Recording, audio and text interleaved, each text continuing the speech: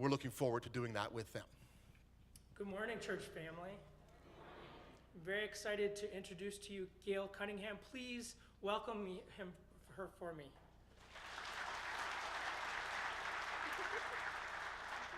She's going to share her testimony right now. Hello. Once again, my name's Gail Cunningham. I was brought up in a conservative but loving home with my parents, my older brother, and my younger sister. We only went to church for weddings and funerals. When I was a young child, I would visit the local churches just out of curiosity, never staying or attending, just going back and forth. My mother was overprotective and extremely strict. As children, we were not allowed to do anything without her permission.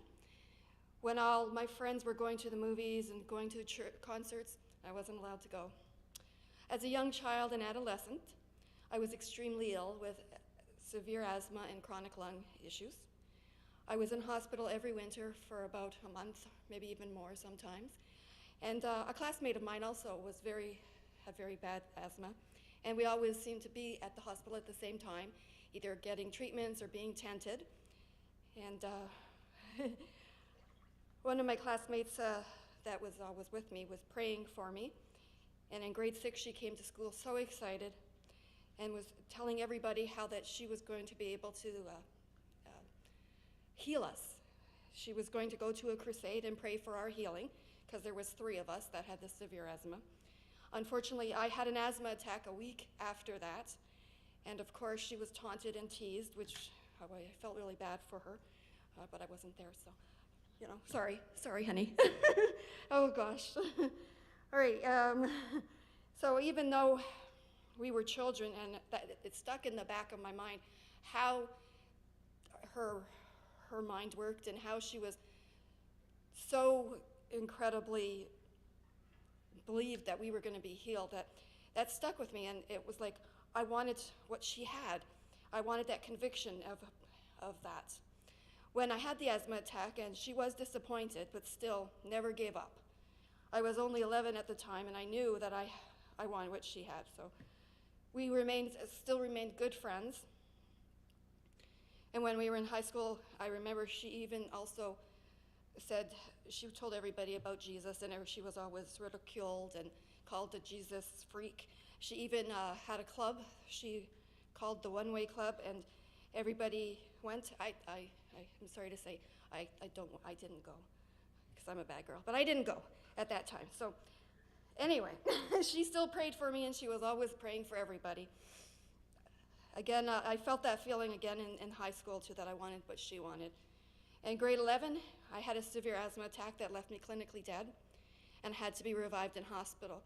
I heard the doctor and the nurses talking, and I couldn't see anything, but I could hear them saying that if the surgeon didn't get there, that I wasn't going to make it.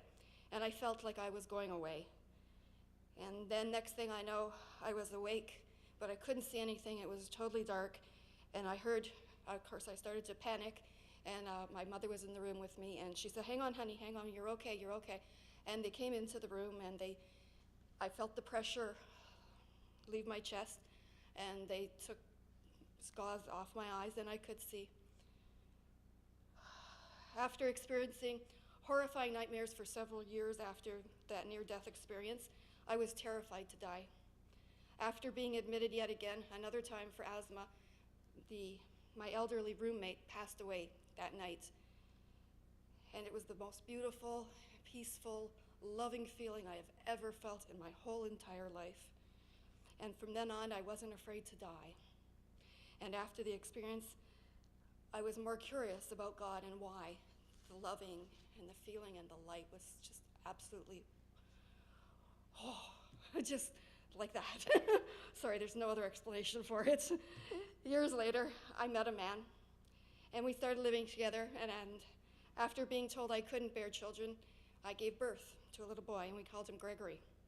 When Gregory was a year, we got married, and once, unfortunately, the marriage didn't work out. It wasn't very good, and my friend, who had always prayed for me in school, was there for me to help me settle again. But I had decided at that point that I needed a new start, so I went to Windsor, Ontario, where my parents lived. And that's where I went. At the same time, we continued to talk and pray, me and my friend. And even,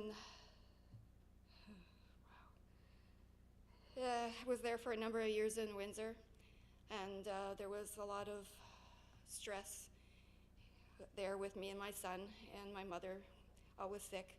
And then one day, my mom unfortunately did pass away. So I decided I was going to go back home to Mississauga. And once again, my good friend was there to help me. She was always praying for me. She invited me to the Easter service at the Living Arts Center, and when I went to the service, I felt something happen inside. For the very first time, I sensed a belonging. Something was changing and stirring in my heart. I made positive changes in my life, like going to church regularly, and stopped partying on the weekends.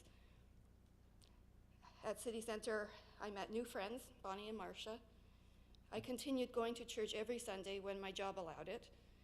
Things started changing in my life for the better. I quit my job, and I found a new job that was more fulfilling, and I was able to come to church regularly. It was at this time on Sunday morning, after the service here in the front row, where I found Bonnie, my new friend, and we prayed for the acceptance of Christ. I repented my sins and asked Jesus into my life and my Lord and Savior.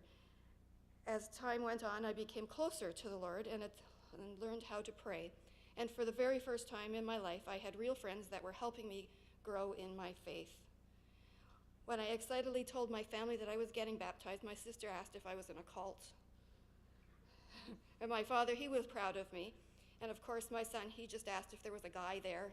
And I said, of course, Jesus. My good friend I speak of is Patricia McCarty. She prayed for me for over 40 years since we were little children. She never once gave up on me, just like God never gave up on us. Even though it was a long time coming, I'm happy, I'm saved, and I'm a child of the King. Today I choose to be baptized out of obedience of Jesus' command and cannot wait to see what God has in store for me. Amen.